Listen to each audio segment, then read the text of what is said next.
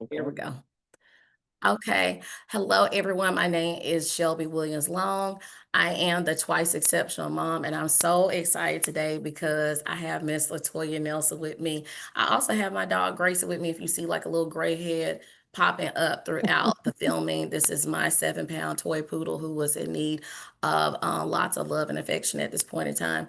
So I'm so excited to have Miss Nelson with me today. She is the owner, operator, and lead guy of the Attuned Community School in Warner Robins for now in Warner Robins. And she's going to talk to us today about microschools, what the benefits could be for a child with microschooling, as far as like a regular ed student or a child with exceptional needs, and just some of the ways that parents can also finance some of their things with microschools. So again, I have Miss Latoya Nelson with me, and I'm so excited to see her today. Well, thank you for having me. I appreciate it. Yes, ma'am. Well, you know, so I want to go ahead and give a little background too. So, I met you earlier in the year at one of your micro school informationals, and I was really struck by the whole idea of a micro school because it's not something that you hear a lot of. I know some people were talking about a little bit around the pandemic. People were talking about having like pod schools because the parents were having a difficult time doing some of the homeschooling themselves, and so they kind of wanted more expertise to go into it. So, can you tell people at home who may not be familiar with micro schools what exactly they are? And I know they know micro means small, but more, but it's more than that too. Right. So schools have been around for some time, even prior to the pandemic, but they really took way after the pandemic. And I think that was largely because, at that point we had school right in our living rooms. And Right. so parents got like a firsthand inside look of all the things that were happening, whether they were good, whether they were negative, whether they were like kind of neutral. It was like firsthand, like, oh, this is what happens when you're in the Yes. classroom all day, and not just with their own children, but with the other Other children, with kids, yeah. the teachers that are involved, and so it really kind of took off from there. And it is exactly what it sounds like, micro, pretty small. There is no one firm definition because everyone Okay. kind of takes their spin on it. But typically, micro schools are schools that are 150 kids or less. Okay. But you do have some that are larger, that are like 400, and they still define themselves as a micro school. They typically are niche based, like they have a niche or something Oh, that they Latoya, focus you on. just froze on my end right after you said the word niche. Can you hear me now? So I'm gonna give her a second and see if it buffers or does. Is that better? I can hear you now. Your face is still frozen on the Still video though for frozen. some reason. Okay, now you're moving. Okay. Now you're moving. Okay, the last thing I Alright. heard you say was that micro schools were more niche. Yeah, they're typically niche based, meaning they focus on something specifically, whether it's nature, whether it's creative arts, whether it's specifically for neurodiverse children. So they typically focus on something specifically, and they typically do not follow a traditional model. While you do have some that do, but most likely they typically end up in that kind of realm or area of things. So like I said, everyone defines micro school differently. Hmm. And we're learning that as we go along the way. But pretty much speaking, it is like a spinoff from like a modern day one room schoolhouse, or a spinoff from the pods. They're typically 150 students or less. But again, everybody has their own like definition of what that looks like. And you have groups like the National Micro Schooling Center who are working hard to kind of clarify and define them specifically as they start to grow in popularity. Okay, that's awesome. I love hearing all the information about the micro schools. I think it's good that they're starting to find it a little bit more. Um, can you tell us how many children you serve at your micro school, and what is your niche with your micro school? This year, I served 16 children. My niche is more It froze nature. again. It froze again. Uh-oh. Latoya, it froze again. I don't know if it's Can't, are you, is it still frozen? no, and now it's saying it's on my end. It's not frozen anymore, but now mine is saying it. Let's see. Let me check my bars. I got my bars. I Yeah, got all me, my me bars. too. Okay.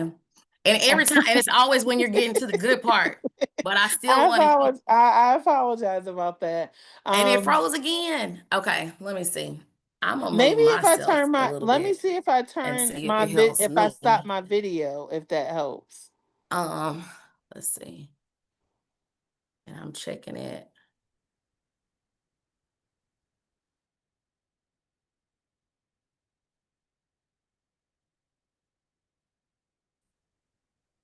Uh-oh.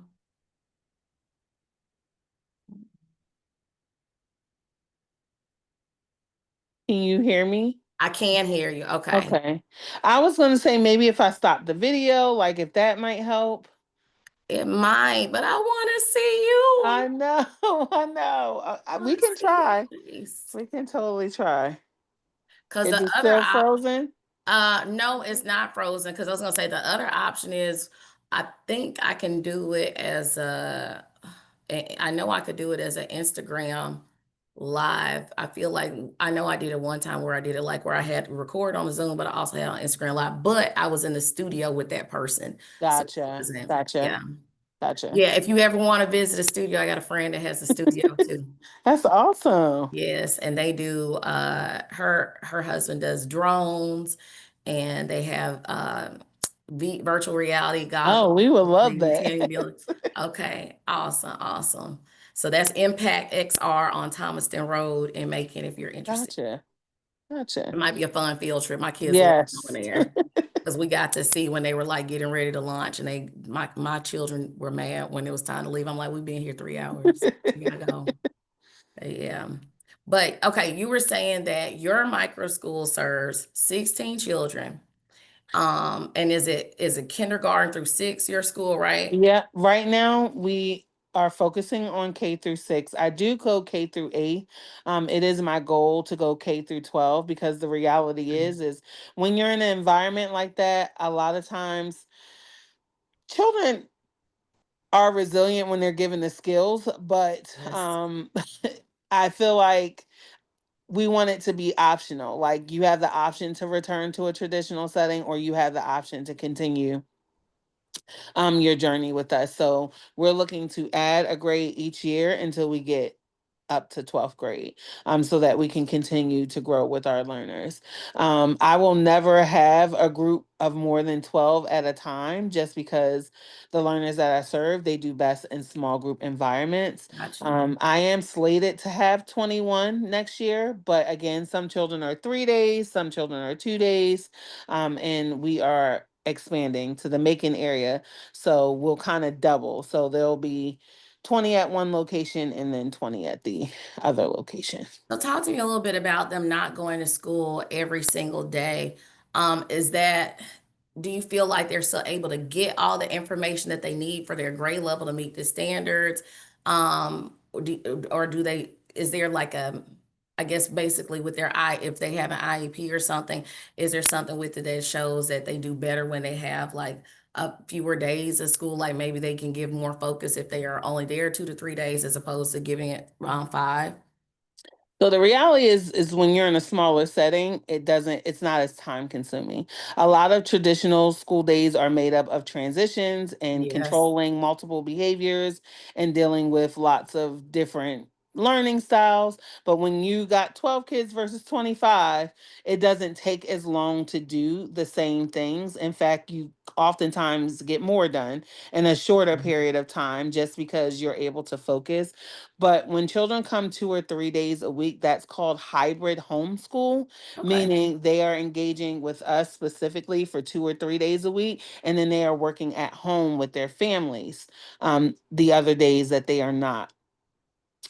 present. So it just really depends. We work really closely with our families to build what we call an ISP, which is an individualized support plan. So that's Where the in place of an IEP and an Mhm. individualized education plan, Yep. correct? Okay, Yep. And we call it a support plan. And we just basically talk about what we can do as a institution, what we can't do, what we expect from families, and what resources are out there in the community. And we kind of build from there and offer them the support that they need, whether it's bringing an RBT into the school, or whether it's making sure that they get speech therapy, whether it's virtually or not, whether they're getting tutoring. We just look at all the things and kind of build a plan for them based on that.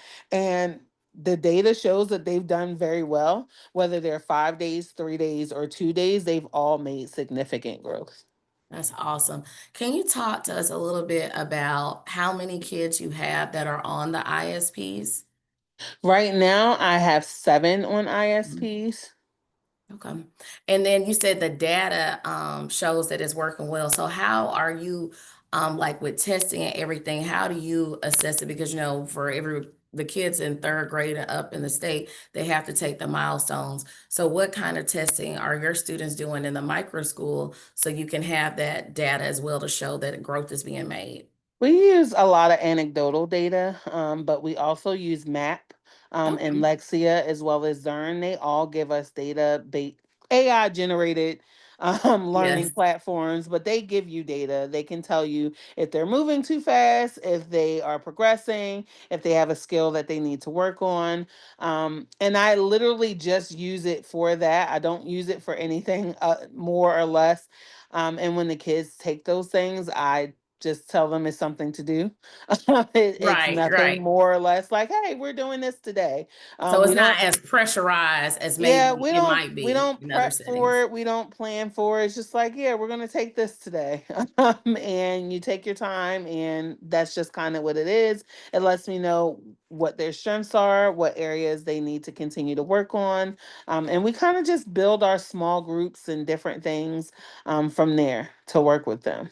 Okay, I'm also curious about you said that when they're not at school with you, they have work that they do with their parents. So how, I guess, do you have like consistent conferences with the parents? How is there a way that do they have like a contract or compact or something they sign with you saying they're going to do certain things to support their learner while they're in your micro school, or I mean, how does we that don't, partnership work? yeah, we don't have, we work on the honor system. Honestly, it's their child. And I Yes. am trusting that you are taking your child's education seriously. I'm going to do my part. And it is the expectation that you do your part as well. I'm here to support you. I'm here to guide you. I'm here to offer services if that's what you want. But it's always my expectation that you, as the parent, you are the driver in your child's education. You should not depend on me or any other institution that they're don't I'm not saying don't trust me because you can, but I don't think you should rely so heavily They should on be locked in outsiders. Yeah. themselves, right? You have to be you have to be a firm leader and guide and partner in your child's education. You have to know what's going on. And so they have access to all their logins. We keep portfolios and binders. I do send out progress reports and trimesters. I do expect that they read and contribute and sign to them. We have what we call portfolio nights where the children showcase their portfolios to their families and they walk through. We have lots of, like, we did Shark Tank, we did a musical. We expect families to attend and see the work that they've done and be like firsthand involved in all the things that they're learning and exploring. That's amazing. Talk to me about, I'm kind of curious about the Shark Tank. Were you pulling in like math standards, science standards? What was the goal for the Shark Tank? The goal was for them to understand how not just businesses work, but how money works, understanding where to prioritize your funds, how to spend money effectively. We also do that weekly with our school store. So the kids have jobs. They had to interview for the job, fill out a job application. And then they get paid weekly for those jobs. And we talk a lot about how, as a community, we take care of things because this is Yes. our space. We don't want our space to look or be a certain way. But also, it's okay to learn how to manage money. And so that's kind of where we kind of built Shark Tank off of. What is it like to own a business? If I have a business, what is it like to get money? Do I just get to keep all the money? How does Right. that work? How do I invest my funds? How do I grow my business? How do I make my money work for me? And so they get to sell their items on a kid version of Amazon. And That's they great. they'll receive royalty checks monthly based on the items that they sell. They were able to win money for startup costs when they participate in Shark Tank. So it's just like, all right, they had to have a pitch, they had to have a slideshow, they had to have a prototype. And we spent weeks working on that, and So it like was more really. performance and product-based Mm-hmm. learning, which is Yep. really what they encourage to happen, particularly with gifted children a Mm-hmm. lot. So are any of your children that you have, are were any of them already placed in gifted classes, or were any of them, or I know you said you had like seven that had IEPs, were any of them also being served with gifted services as well? None of them were. Some of them probably would have been identified had they stayed in school longer. I got a lot of mine in, like, they've some of mine have never been to a traditional school before. Wow. So all they know is my school. And then some of them, they might have done kindergarten and first grade. So they didn't have the opportunity yet to be identified. But it is my firm belief that every child is gifted. There isn't a child out here. Everybody has a gift.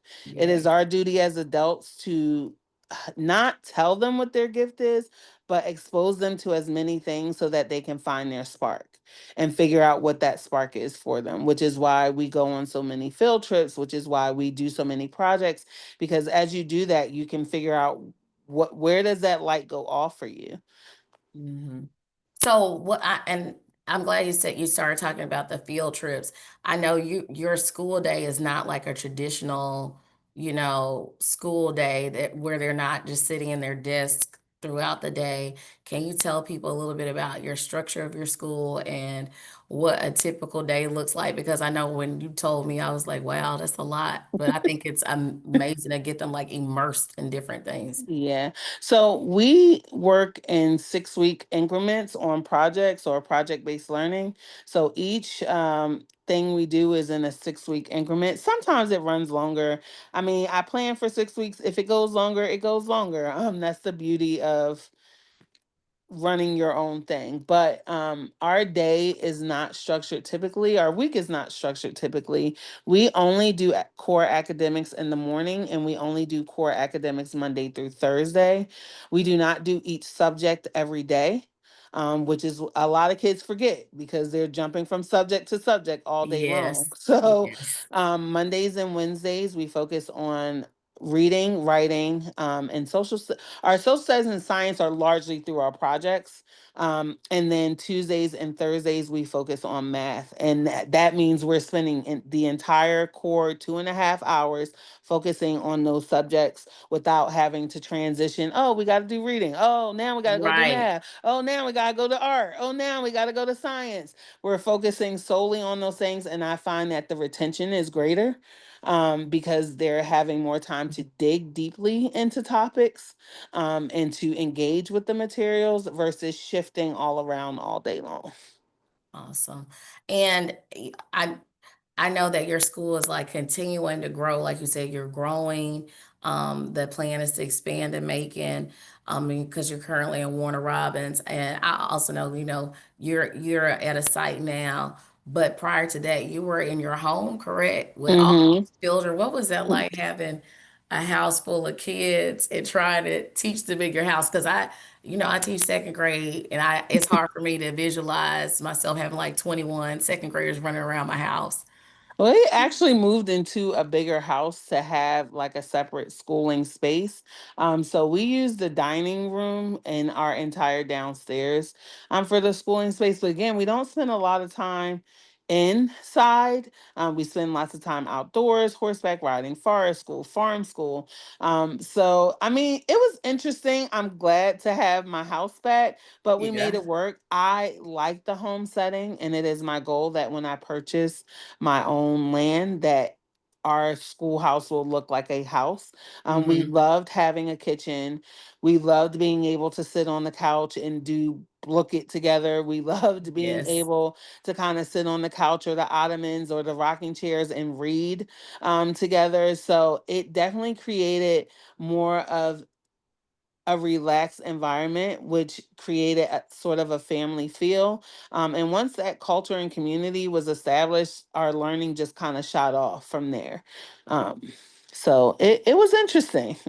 How does it go when a kid that's been in a traditional school setting comes in to your schooling environment?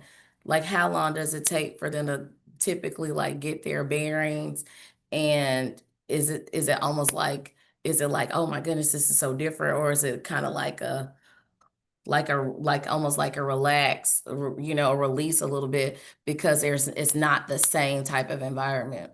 It really depends on the child, and any homeschooler or unschooler or deschooler, whatever word they want to use, will tell you for Right, every year a child is in public school is a year of is a month of unlearning they have to do at home, because we don't raise our hands to go to the bathroom. We don't ask for right, permission to eat snacks or drink water. We take care of our bodily needs, and right. for some kids, this can be like a culture shock.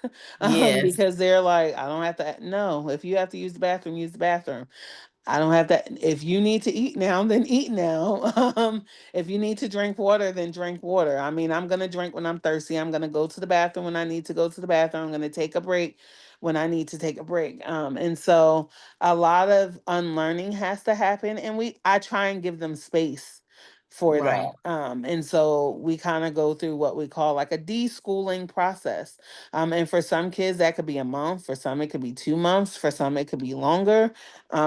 But I just try and create space and give them grace and the opportunity to do that. The older they are, the harder it can be, because they're just used to, They've done it for so long. yeah. So the older they are, the harder it can be. But again, I think I just always try to give as much grace as I would want someone to give me. Yeah. And I think, and when I'm thinking about this, is because, I've been, I hate to say I've been teaching 20 years. It just like when you say it out loud, just like it just makes you feel old and decrepit. But, but I just think about the class size because that goes a lot to it because you have smaller groups of kids. So it's Hmm. easier to keep track of like how many people are in the room, as It opposed to like you have totally. like 30 kids in the room Yes. and then like three of them want to go to the bathroom. Like I've seen like this TikTok video several teachers do where it's like, oh Lord, and they realize like they sent a child to the restroom 20 minutes ago and the kid never came back and they're like, where are they? But like you said, like that's a completely different environment so they can have, some different types of freedoms because there aren't as many people to keep track of. And there is more of a I guess everybody's kind of more tuned in together because Yeah. there aren't as many different ways to spread out the attention amongst everyone. Yes. And I mean it is definitely hard in a larger setting, but I found when I was in a larger setting that if I created the community, and I got in trouble a lot. Because I went rogue and did my own It's not thing. called going rogue. It's not going rogue. It's being creative. Yes. It's getting comfortable. Because how long have Yes. you been teaching, Latoya? I taught for 10 years in public school. 10 Okay. years. I lasted a decade. I don't I That's not forced light work myself. though, because most people don't last. I think most people don't last 1 year, and a lot don't. I think the real big number, I think, is three. Like usually, like Yeah. they're like if you can get past year three, you're locked in. I mean, I was really blessed, I'm not gonna lie. I didn't have a bad experience, honestly, until till I got down here. But I was very blessed, but even in my traditional settings, I try to build enough rapport and trust that, like, if you told, and I used to tell them, if you're telling me you're going to the bathroom, I'm trusting that that's what you're doing. I don't want you to have to ask me Right. to use the restroom, especially because I taught middle school. I'm like, you're old enough to understand, that you need to come back, and so That middle school thing, that explains a lot to me. yeah. I don't feel like I knew you taught middle school. I love That's middle. no man's Yeah, land for me. I That's love middle school is my jam. If I ever had to step foot back into a traditional setting, put me in middle school oh all day. Lord. I'm to tell you, like when I tell people what I will never do, that's on the list, friend. It is. I would teach high school first. I would rather teach high school. I can't do the hormones. I don't know why I'm upset, but I expect you to know why I'm upset. I They are got just an big, 11-year big old right old now. babies. They are, but I got an 11-year old right now. She getting a little surly. I Yeah, can't, they do. it's a lot. They It's a are lot. spicy at that age. Yes, and it's I would say it's strengthening my faith, Yeah. but I couldn't make it a job. I couldn't do it. I don't even know how you get that done. Whew. Mm-mm. Well, but that explains why you can manage all these different type of people because like when I'm thinking about middle school, it's like what you said, you have these little bitty babies or these kids that look like babies, but they're having these huge Huge adult emo type it's feelings. yeah, they are, and it's like Hmm. they're toddlers again because Yes, they've got all these big emotions, but they don't have the coping skills yet to they manage them, don't. and then people are looking at their bodies and saying, "Oh, you're old enough, you know better," but they don't. Don't Their they don't. brains do not know. It's almost like they're 3 years old again. And you have to have a lot of patience, a lot of compassion, and a lot of empathy and understanding. I feel like I'm gonna have to. I'm not even trying to be funny. I might need some coping mechanisms from you offline because this whole middle school thing. My daughter's going into seventh grade, and whew, That's the year. that is The it. That's middle the of the one. middle. Yes, and I'm just like I don't know how we're gonna make it. I'm just. Whew, and you just doing all the things with multiple. How many of your kids are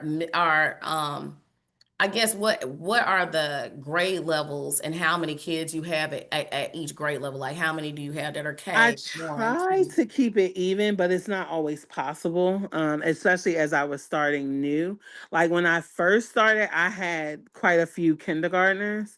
And Mm-hmm. then those same kids looped over and they were all in first grade together. And then I retained them and they're all going into second together. But I try and keep around 3 to 4 in each. I guess grade level. We don't Okay. really go by grades. It's kind of like more Or where Montessori you're style, like a developmentally. K. Yeah, like I kind of group them K to 2, 3 to 5, 6 to 8. But that doesn't mean that when you work, you're always going to be in that band because sometimes you might be eighth grade math, but second grade reading. Yes. And so, we kind of try and group based on that. And we talk a lot with them about that. So we're I'm sure we're you probably really have more open. room to like destigmatize that a little bit Mm-hmm. more than we have in public school Yeah. because it is hard to explain sometimes to parents when you're talking about retention versus placement and promotion because I think so much has been emphasized on the past and like, oh, you got held back. And then also just that, parents don't understand that special education, the program for exceptional children, is very different than what it was 10, Mm-hmm. 20, 30 years ago. Absolutely. And so they're thinking that they're thinking it's almost like a dungeon that people are throwing the kids into and leaving them in there. Yes. And I don't know another way to put it, and that, they'll never see the light of day again and they're going to be ostracized and mistreated. But it's like, like I had a parent come to me this year and she was saying, we were going over some things with, child's academic difficulties. And she was like, well, I think my child would do better in a smaller group. I think my child would do better with a smaller class. I think my child, I was like, those are all really great things. I agree with you. We can't get that unless your child has an IEP. And we can't get the IEP until we do the testing. And we went through the testing, the child placed. And so now the child's able to get those things. But I think that parents are thinking it's what it was in the past. I don't know what we have to do to, change the way the public views, special education, the program for exceptional children now. I don't know what to do about that. I think largely um I think largely that destigmatizing that will come with kind of getting rid of the idea of special education Yeah. and really recognizing that every child is an individual and Yes. every child needs their own individualized plan. And it Yes. really sucks because when you got one person with like 30 kids, how Yes. can, and then you got somebody saying, hey, follow this guide, we want to be here by here, or if you're Exactly. in this grade you're supposed to be doing this. Even doctors will tell you, yes, we expect children to do things by a certain age, but we also recognize that children are on their own journey, and when we notice that they're not doing something, we just want to put interventions in place, not Yes. necessarily stigmatize them. And I think that will come. I don't know that I'll be alive when that happens. I have a hope. I have a hope because I would love to see it. I really truly would. I have a hope, and I'm going to tell you why I do. I think that, regardless of a lot of the negative things that are being said, like the last interview I did was with April Kelly Neal, Esquire, and we were talking about that autism list with RFK, right? And, it's very scary. It's a lot. It's giving World War II Nazism. It's giving all that. I don't, like I said in the one with her, I don't have another way to put it. That's how it started. They started with lists. Um, and so I think with all those types of things coming out, though, that's making people get more vocal. Parents are more vocal and are saying, hey, my child may be on the spectrum, but my child is still worthy and able to do this, this, and this. And I think that is one thing too, like that social media is helping where more people are able to show like insight of what a day in the life might be for a child with ADHD, with autism, or with some, more severe perceived disabilities, so that people can see like they are functioning, they are making it in society. And it's whatever preconceived notion that people have, they can kind of throw it out the window because it's not the same for every single person. And Mm-mm. there's still so many different things that people can do, like even like my whole thing, like with being a twice exceptional mom, my whole thing is there are kids that are gifted, but they might also have ADHD, they might also have autism, they might have also have these other things, but you can't ignore their giftedness and treat them like they're, intellectually delayed, because just because they have other things going on. It's not the same thing. So I'm hopeful that the I feel like sometimes a negative thing can make people push back so much that they're pushing the positive up to the surface, if that makes sense. Yeah. No, I mean, I hope, is my hope one day that schools finally see that there is no one size fits all. I mean, I don't know if you ever heard of Tyler Thigpen. He runs the Forest School Acting Academy up in Fayetteville, Georgia. Beautiful school. He started in the basement of his home and now is sit the children built the school out of shipping containers. Oh, It wow. is the most gorgeous facility I have ever seen, and it's beautiful. But one thing he said that stood out to me when I went to visit his school, and he shows his parents, everything has changed. Cell phones, he shows a slideshow of cell phones. Medicine, he shows a slideshow of medicine. Transportation, he shows a slideshow of transportation. Schools, the same. Mm, The exact same. mm. And it was so eye opening to watch the photos, each and taken in the same year. And we can see how we went from these large block phones, how Right. we went from getting cut open and alcohol poured into wounds to now being, you could see from Lasers. horse Right. and buggies to cars and planes. But no one, instead of saying that, instead of, we're constantly blaming children. Mhm. We're blaming And the parents. teachers, Everybody's and the looking, teachers. teachers, parents, everybody's being blamed because we're looking for someone to be the scapegoat. So, and I will say it, I have to check myself all the time because I was there. I was in the trenches. I was frustrated. These parents don't do this. Well, parents do what they have the capacity to do. They're Yes, sending yes. their children somewhere for 7.5 hours a day and trusting, that their most prized possession is going to be Cared given, for. Mhm. whatever. And then teachers too, they're trusting, I'm doing what I need to do. I've got my degrees. I'm instilling this. I'm hoping that they're going home and getting this. And then kids are just sitting there like, well, hey, I'm hoping that I'm getting the best of the best. And everyone's looking for a scapegoat. But the reality is that everything has evolved, but we're still trying to teach the same. And instead of addressing that and acknowledging that, and taking heed to that, we're just trying to place the blame. You know, I I'm still I don't have a micro school. I still have to go back to the good old public school people. It's so wonderful to be a public school teacher. Thank you, TRS.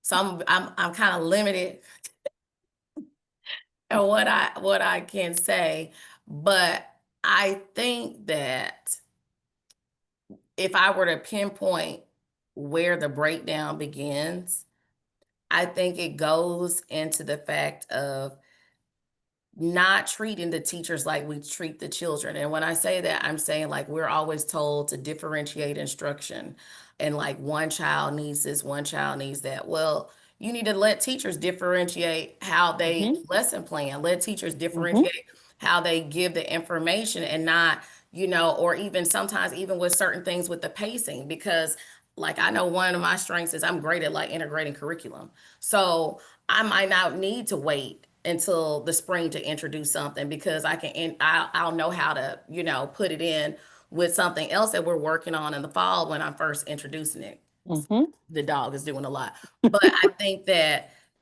people are very worried about, because people come through and they do walkthroughs and they do different things and they're ticking boxes on teachers for, their teacher evaluations and stuff like that. But that's a really, and I understand why they do it. They do it because there are some people who do show up for work and they don't teach and they do sit at their desk and they're not active and they don't know their students and they don't build those relationships. But I think instead of lumping everybody in and treating them like that person, you have to kind of give your teachers, the room to do what they know to be best, especially if they have, a lot of experience and good results. Because some people have experience and bad results. Some Mm-hmm. people don't have a lot of experience, but they have great results. You have to really look at it as a case by case basis. I'm grateful for my administrator. She's great at like letting me do what I do, but I also feel like I'm able to do that because I get results and she when she comes by my room, she sees I'm teaching, Mm-hmm. I totally agree with what you're saying. I think and I think the other part of it too is creativity. I think real teachers, like even listening to all the stuff that you're saying, like who are really passionate about education, they are creatives. The worst thing you can do with a creative person is put them in a box and say you have to do everything just like this. And then they turn around and say, "Oh, we don't know why we have a teacher shortage." Yes, you do. Yes, you do. Because like if I think my favorite teacher of all time, then I'm gonna get off my soapbox was Miss Miriam Harmon. She was my teacher in third grade. She was my first black teacher. No, no, I take it back because Miss Ruff, I had Miss Ruff too for kindergarten. Miss Miriam Harmon was amazing. Like we did so much hands-on, everything. Like I can remember doing singing RECYCLE, like recycle instead of RESPECT. I called that lady when I got good and grown and told her I'm a third grade teacher just like you were. And she was so excited. She's like, "Of course I remember your sweet face." But she's a teacher I remember because she was creative. She would, like you were talking about being in the kitchen, she baked stuff. Her family owned a bakery. She would bring things in. She could put education into anything. And I just think about somebody trying to tell Miss Harmon what she needed to do in that classroom. I just don't think it would go well because she was a creative. And we're losing great teachers like that. Mm-hmm. but we need more Absolutely. Latoya Nelsons. But you know, and I love the idea of your school. I do. You know, I it's just a hard thing. It's like I love public school. I love the idea of public school and how it started and everything like that. I also am a mom of an exceptional learner though. And I know that some kids cannot learn in a classroom of 20 plus kids. And They that just doesn't mean can't. they need to be in access. Mm-mm. That's not necessarily what that means. Um, so yeah, it's all the things you're I saying. mean, I get it. I was a stomp. I never in a mil. I can go back on Facebook probably a few years ago where I was just fussing and fussing about like we cannot privatize schools, we cannot do this, and then the longer I sat in it, and for me, I know you still work for public school, but I have to say it. My issue, particularly, is for our black and brown kids. They cannot continue to wait. They have waited and been the scapegoats long enough. It is not fair for me to continue to gatekeep a system that continues to fail them. They spend 13 years. This is data. We all know it's out there. It's public data. 13 years in school, leaving on fifth and sixth grade reading levels. So basically, functional illiterates. And I hate to say it like that, but you got to call it what it is. They are the brunt of all the TikToks and Instagrams about my hands are not shaking. It's a Title I school. And, just Hmm. all these other things. And it is problematic to continue. I can't save everybody, but I can try and do my part. And Right. so for me, that looked like starting a micro school. And a lot of our black and brown kids who are neurodiverse are unfairly targeted. They are listed as behavioral problems when it is Oh, not you a hit behavior me. problem. And I dealt with that as a mom. And I got tired. I said, "Well, why in the heck am I sending her to you if you're gonna call me all day? What is the purpose?" And I could not continue to gate. I couldn't keep sitting there and listen to regulations and laws and rules being created that unfairly targeted someone for having a disability, that unfairly targeted someone for being at a disadvantage. It is Yes. not that our children are not brilliant. Black and brown children are so brilliant. They have so many talents. They are not given the opportunity to be children. They are not given the opportunity to make mistakes. They are not given the opportunity to even have a disability. And so it got to a point where I just was like, I cannot. How long are we supposed to wait? How long? We spent decades, centuries in slavery, waiting to just have the opportunity to learn to read, to only go into decades of segregation where black teachers bust their butts Hmm. to teach their own children, to educate them as best as they could with limited resources, no Yeah. resources. And then they decide to desegregate, which means we lost black teachers. So now black children are going in front of people who literally hate them, who don't like them, who despise them, who look down on them, whether it's unconsciously or consciously. A lot of that bias still exists. And so they're sitting here with everything stacked against them, exams and resources, and their parents are trusting. They're trusting, hey, I'm sending my baby to you. I am trusting when I sit in this IEP meeting that you are telling me what's best Yes. for my baby. I'm trusting that you are going to do right by them. And I just said, I cannot continue to sit and watch it. And it broke the day that I packed my classroom up, I boo-hoo cried. I boo-hoo cried because I said, am I turning my back on children who need Yes. me, to people like me too? Not that I'm Jesus or some savior, But it's your but passion. It's what you do. yeah. And It's your I'm like, life's work. Yeah. I felt like a hypocrite. I felt like everything I preached and talked about, I felt like a hypocrite, but I said, I can't keep staying in this. They don't want to change yet. They do not. They have no desire to change. It's easier to use the children and the parents and the teachers as scapegoats rather than acknowledge that whoever's up there, whoever's making all these rules and decisions that's probably never stepped foot in a public school, let alone taught in a Did you classroom, say you said Miss McMahon? What? I'm sorry. Who didn't know what never, IDEA was or AI? never, Called it A1 never sauce. never set foot in a public school, didn't attend one, didn't work in one.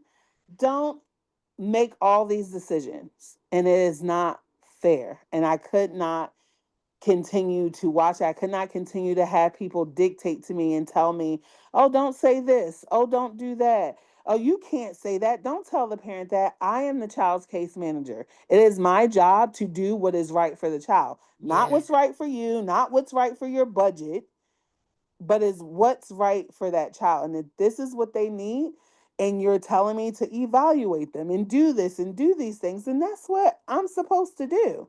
And if you're not going to listen, then yes, I am going to tell their parent because I am Mhm. supposed to be their advocate. I am supposed to Yes. teach them their rights, not just hand them a paper that you know they're not going to read with Yeah. fine print so small Yes. instead of taking the time to explain to them what their rights are. And explain to their parents because I've had that complaint at an IEP meeting because I have 3 degrees. My husband has two, and I'm like, even we know all the words, but it's full of jargon, it's full of legalese, Mm-hmm. and then I think about some of our students, their parents.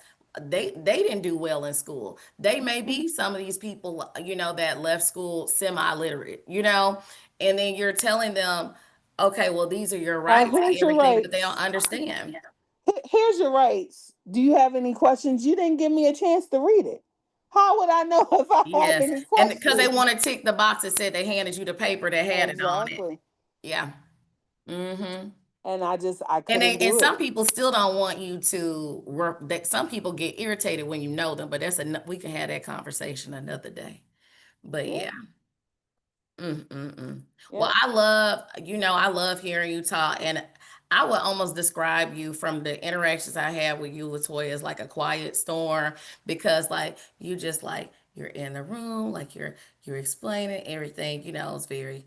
And then when you start talking about these children, and then you just pop out, and I love it. I love your passion and how it comes across, like. I I recorded you when you were talking about I think our elopement because I have a runner and a track star in my child. He likes to go. He's a running track star. He likes to go when times get hard. He gotta go. Um, and I remember, and I would love for you to give them the response that you gave me when I said, "Well, what do you do with a child that elopes?" And for those of you who don't know, that's like with a lot of kids with autism, they will just book it. They don't. It's They like they love to don't. go. Take off. They're gone. It's like I say a switch flips because they don't even know what they're doing. They just end up somewhere. No. I always say I have not had that problem since they stepped foot into my place, but we always, always, always talk about creating an elopement plan. And when my children are calm, we always talk about when you feel that need to take off running, where is the safest space you can go? Because I need to know where you are. I need to know that you are safe, but I want to also give you your space because when I'm angry, I don't want 500 people crowding around me, Yes. barking orders at me. I don't want that. I don't want that as a human being. And children are humans, whether they're small humans or not, they're Yes. still humans with emotions, with rights. And so we always create an elopement plan. Where in this space can you go that is safe? How can you let me know, hey, I'm feeling it. I'm about to take off. Right. Right. And we work on understanding when we're going to do that. What happens in our body? What do we feel? How can we Hmm. know that we're getting there? We talk a lot about that. I spend so much time talking through my kids with that. And I want them to recognize those sensations because a lot of adults don't even know that they do it. You storm off, you close the door, Hmm. when you're in an argument because that's eloping. You're trying to escape the situation. And so we talk a lot about, what do you feel in your body? What does your body feel like? Are your breaths getting faster? Does your tummy feel tight? What does your body feel like? Are your hands clenching? Are they clamming? What does it feel like when you're ready to run? Okay, now that you feel that way, where are you going? Because I need to know that Mhm. you're safe. Where are you going to go? Let's talk about spaces that are safe. And I never ever, when kids are eloping, do not I do not follow behind them. Mm, I do not follow, not closely. I have my eye on them, but you don't want to be followed when you're upset, because that's going to mhm. make you want to escape even more. So, how can I keep my eye on you and make sure that you're safe without following you? So, that is always my goal with elopement, is to one, recognize, why do you want to run? What is it that you're trying to escape? Let's talk about that. Is that a big thing or is it a small thing? How can we start to work through that? What does my body feel like when I want to run? Okay, I feel like I need to escape. Where am I going? Where am I going Right. that's safe? And so we talk a lot about that. I have not had any issues with elopement, and we are on a busy street. Yeah. So I haven't had any issues, and I work very, very hard to make sure that we don't have those issues, because a lot of it, it comes from unnecessary pressure. Yeah. Unnecessary. A lot of kids who are on the autism spectrum or who have ADHD, a lot of them do not like demanding tasks. So if they feel like you are Work demanding avoidance it, is real. yes, they are Yes. demand avoidance. I got one myself. So if I offer a lot of choice. We use a lot Mhm. of choice words. We use a lot of choice words. And for a lot of adults, that's hard to unlearn, because Yes. we were raised during a time where you do what I say, how I say do it. You don't ask When I any say do questions. it. But for me, I find that when I explain, how do kids learn if we don't explain why? Right. You have to tell them why. How else are they going to know? They're not just born Exactly. knowing. And so we spend a lot of time talking about why. And it is done wonders for my little eloper. Is that social emotional learning? Would it be categorized with that, or does it categorize with what you've talked about with conscious discipline, or does it kind of do the two go together like hand in I hand? think they definitely go together. I try to what I tell people is that trauma informed discipline or conscious discipline, gentle parenting, whatever name you want to give it, it works for everybody, but it is hard work. And so it's easier to be authoritarian than it is to be conscious or gentle. So a lot of people make jokes about it. Oh, that's soft. It's not soft. It's not soft for you to have to, one, acknowledge your emotions as an adult and acknowledge that you have the inability to regulate. Two, help another human figure out their emotions and help them regulate. And then three, talk through it and work through it so that it's occurring less or not occurring Are again. you going to be teaching this on a class in a class? Because, like I I said, I got the 11-year-old trying to stay gainfully employed, out of jail, whatnot. It's the little things in life. Yes, I have done free workshops and tons of workshops during COVID about conscious discipline. I'm definitely finding that it is a need for it Yes, again, because so many people are so flustered and frustrated. And like I always remind people, children are humans. We cannot expect more from them than we expect from ourselves. So if you absolutely. are frustrated, then just know that they are too. And Yeah. likely they don't have the same skills or logic or reasoning that you have, to kind of rationalize through it. So Yeah, I need you go. I know you got a lot of things going on this summer, but I need you go ahead and add that, and so I can sign up and take that class because I promise I'll be signed. Because I love like the way you approach everything, and it's definitely very logical and stuff. But I also will say like, you know, I I don't know if I would call myself 100% authoritarian, but I'm definitely like in the classroom or with my personal kids. Like I lay down the law. Like I say, like my granny would say, I say what I mean. I mean what I say. If I say this is gonna happen, this is what's gonna happen. Like I'm a follow through queen. Like I'm but the parent that will that's punish exactly. myself. Like I will punish myself If that means if that's part of punishing you, like I know some parents will be like, well, I don't want to take away the tablet or TV or the cell phone because that's punishing me. I will punish myself. We all gonna be in punishment together. We all going through it together, you know. And well, let me give you a scenario then. Okay, so my son, 6, where it's summertime, autism, ADHD. Okay, we're he has the OT thing, so he needs help writing. So he hates writing. It goes limp, all the things, right? And so, but if he had his way, he would be on the tablet all day long. But I'm running him for summer. And I'm like, no, you don't touch the tablet until you do X amount of work first. You're not going to use it as a scapegoat. So like he wants to get up first thing in the morning and grab it. And I'm like, no, we're going to read this passage first. We're going to answer these questions. We're going to do a little bit of math. You're going to try to write your answers. And then I get, oh, it's so boring. And, and then after you do all the work, then you can get into your tablet. And if you don't want to do the work, that's fine, but you're not going to touch his tablet. So would that be considered conscious discipline, or what would that be? I Or is that mean, mommy mind games? What is that? so conscious discipline is more about connecting the consequence to the crime. I say Okay. crime. So it's more like, I spilled my water. I'm not going to fuss at you and say, oh, you can't have any more water. I'm going to say, Make okay, you you clean it spilled up. it. You need to clean it up. That's the Right. logical, natural consequence. Um, I broke my tablet. Okay, well, I don't have a tablet anymore. I'm not going to fuss at you or put you on Yeah. punishment. You broke the tablet's broke. Now, either you can do things to earn to get it fixed yourself, or Right. it's just going to be broken until whenever. And it's more about allowing things to happen naturally. And when something natural doesn't work or isn't in place, putting something logical on it. So, like, for instance, a lot of kids get in trouble for talking at school. So then their parents are like, I'm taking your phone away. Those two Hmm. things have no connection at all in any way, shape, or form. And so it's really about getting to the root of why they're doing the Hmm. things that they're doing, and then creating something logical that fits.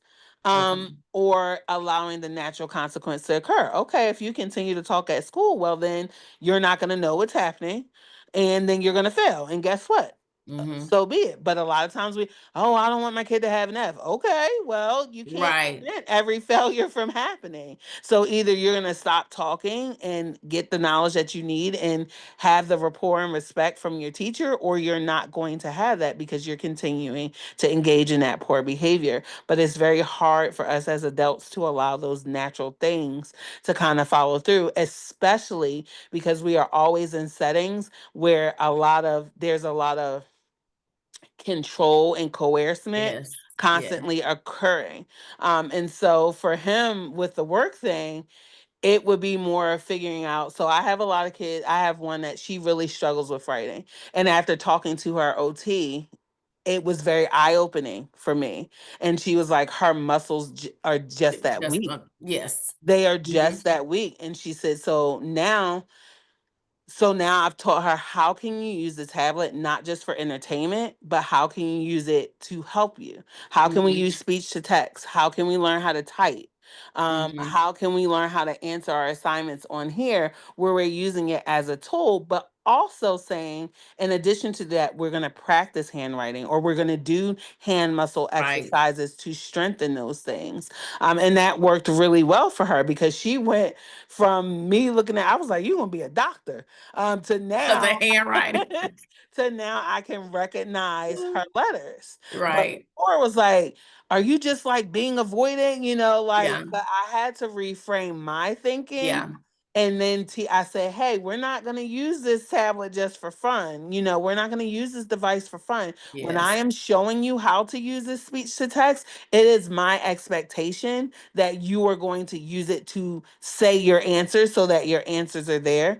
You are going to take time to learn how to practice how to type. Right. You're gonna Because have to that get the words down some kind of yeah, way. Right. because I need to know what you know without, without me always having to dig and do the work for you. But then we spent a lot of time using like hand putty and what do you call those things? Grits and just I was gonna say different things. clothespins and Yeah, stuff. to Hmm. help clothespins and to help her. And I would tell her, we need to do this for 10 minutes every morning. Yep.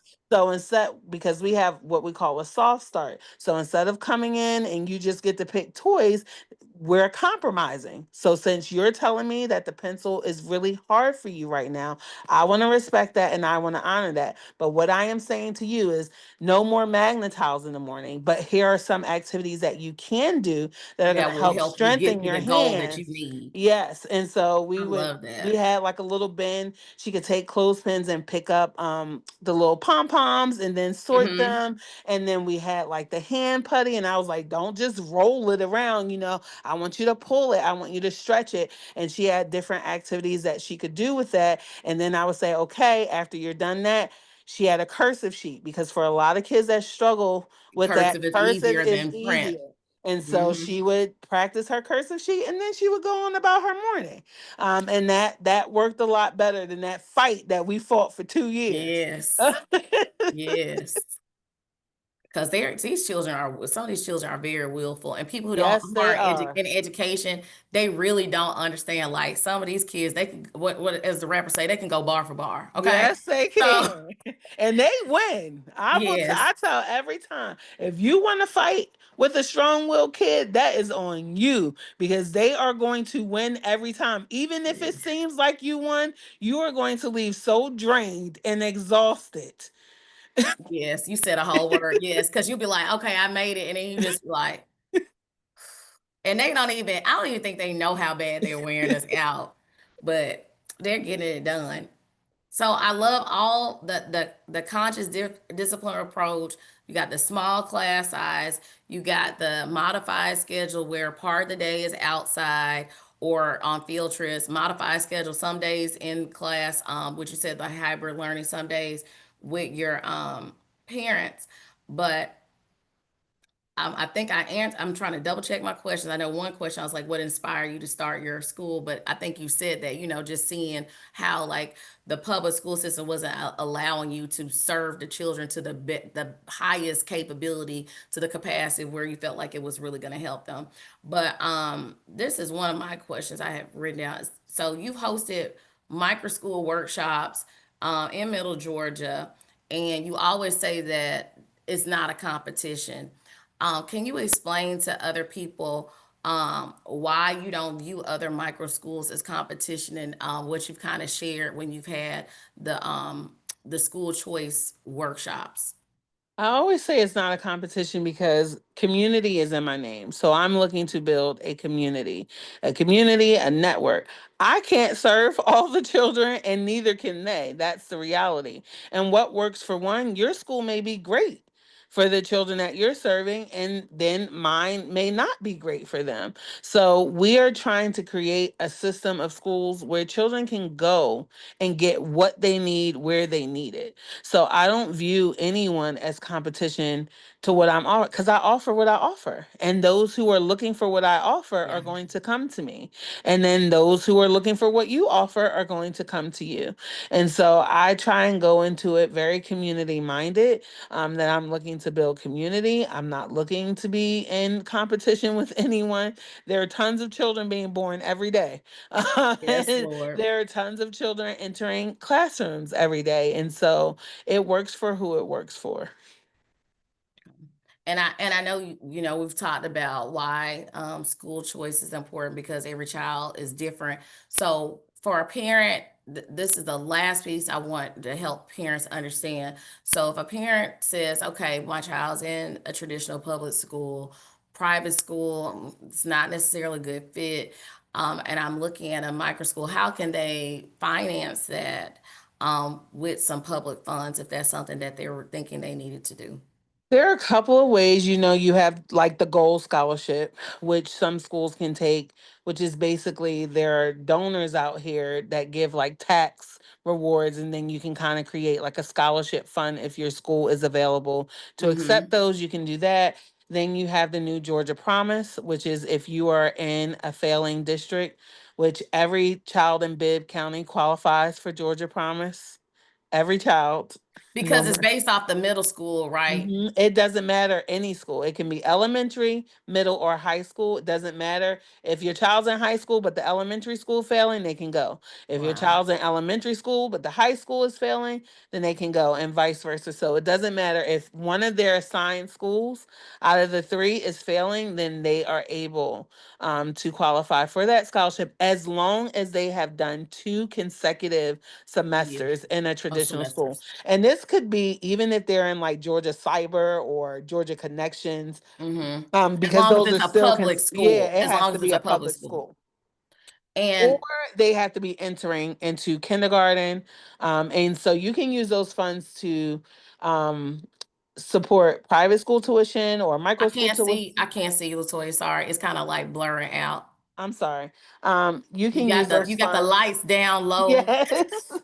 You can use those funds to support private school tuition, micro school tuition, or homeschooling if you choose.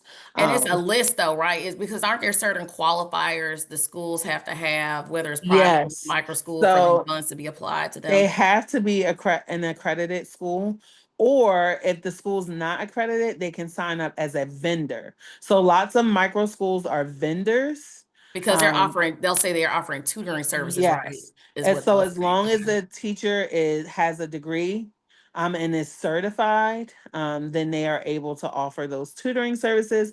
And right now, lots of people are working very hard across the nation to create a specific credential for micro schools so that they are not having to meet all of the standards that a traditional school meets, because the reality is a fire drill for 12 kids is not going to look like a fire drill for 500 kids. So Facts. expecting them to Yes. have an $8,000 sprinkler when they're only serving 12 kids in one room, that's absurd. But you feel Um, like, is that more like I guess more like building structure and stuff like that, those yeah, but that regulations, but prevents they're a still lot. trying to keep the standards Yeah. for their educational background Mhm. and those types of things, Yes. right? So Okay. it's more of removing some of those like operational things that prevent you from being accredited, like some of the financial pieces. You're not going to make as much money as a traditional private school Right. because the tuition's not the same. You don't have the same amount of students. So trying to prevent some of those unnecessary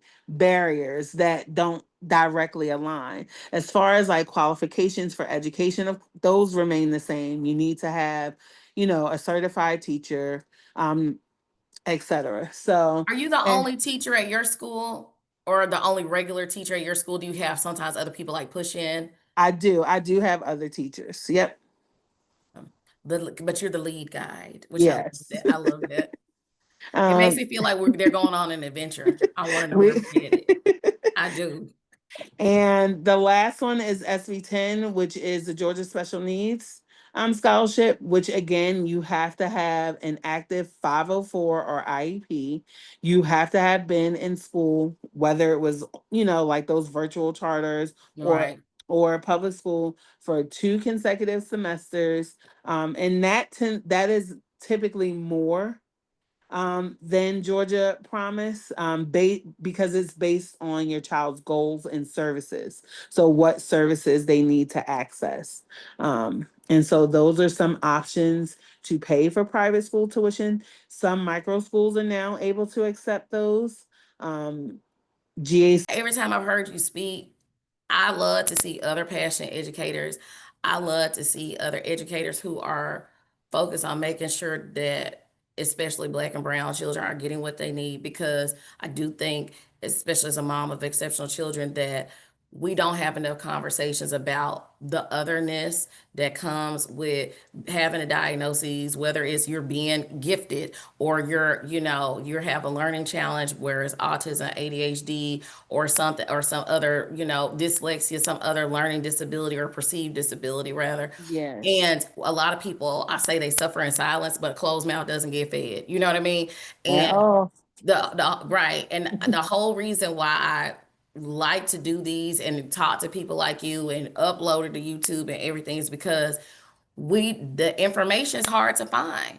I never would have heard of what micro schools were happening in Middle Georgia if it wasn't for like one of my colleagues saying, "Hey, did you know this was going on?" I was like, "No," and then I was just like, mind blowing, and hearing you talk and seeing your school and seeing like what what could actually happen, what could actually be done, and to give, because I don't, like, for me personally, I don't necessarily think a micro school is a fit for either one of my kids right now. However, I look at my son and I think about, like, when we're talking about, like, exactly what you said, like about behaviors, because certain behaviors that are related to autism, they're oftentimes treated as a behavioral issue. And I've had to make a point of that even with his IEP meetings. Like, no, I don't want you to do a BIP on him because I want him to have a behavior plan. If you're going to treat him like a discipline problem, I want you to treat it like it's part of autism, because elopement is not a behavioral. It's a difference between a child walking out the school building because they're in fight or flight mode due to elopement, as opposed to a child just getting ticked off at their teacher and they're walking off because they're mad and they're fully conscious and aware. Whereas, like, you and I know, they get that look in their face when they elope. They don't know where they're going, what they're doing. They're just gone. It's not the same type of thing. Also, even like certain times when they get overwhelmed, overstimulated, when they may scream or shriek, or, have an outburst or something because they're literally overwhelmed sensory wise. People need to understand that. And I've said to the powers that be in my son's IEP meeting, I'm like, I'm teaching 20 years, been in this district for 17 of them, never taken a class on autism, never taken a class on special education law. It's never been offered to me. But I'm still beholden. If a child in my class has a 504 or IEP, I'm beholden to it. Hmm. But you haven't sat me down and talked about all those things. I've learned more about special education as a parent of exceptional learners than I learned as a teacher. And that's why I'm doing this, because it's all my life I've had to fight, is what it feels like, trying to make sure my son, he's only 6, is getting what he needs and he's not being maligned for behaviors related to his neurodivergence. And unfortunately, it's not a unique story. I have other friends, particular friends, who have black male children, and it's very, very hard because there's a stereotype and a stigma out there of like just being a bad little black boy, right? Yeah. And I don't want to squelch anything within my child or another child, um, because they're being viewed a certain way by society. So I appreciate you. Is there anything that you want to share with anybody else at home about micro schools or about the Attuned Community School that you feel like we haven't touched on today? You're on mute. You mute your mic. Sorry. Not at the moment. I just say, see what's out there, view what's out there. It's hard to unlearn traditional education because that's all we know. Yes. But give your babies a chance. Give your Mm, babies a chance and give yourself a chance. If you're ever doubting anything about your educational journey, know that it's your conscience telling you to look further. mm. So basically tune into that sixth sense, Yep. that inner knowing. If you feel That like, attunement. if you get the right, if you feel like you're getting an inkling like this is not working out, this Mhm. isn't what's best for my child right now, then be willing to, make a change. And for certain parents who may be interested in making change, I know the application fee just opened up I think June the 2nd or June June, 1st yep. for the Georgia Promise. And do you know how long that's open for? It should be open for about 30 days and then they'll Okay. close it and then they'll open it again. There are so many kids that qualify, but so many people still don't know about it. Yeah. And so they have so many seats just sitting there. And money just sitting there really. Yeah. And Yep. I will say the money follows your child. So like for Hmm. anybody ever wants to say something about like, you're taking away from a public school or something like that. I mean, your child is going and they have needs and they have to be addressed, and that's how you're addressing them. And we all pay taxes. So Hmm. that's, part of school, that's part of school choice. And I agree with you, like every child is different. They're different learners. So why would you leave your child in a place where where they may not even be surviving if you could get them an opportunity to go somewhere and thrive? Hmm.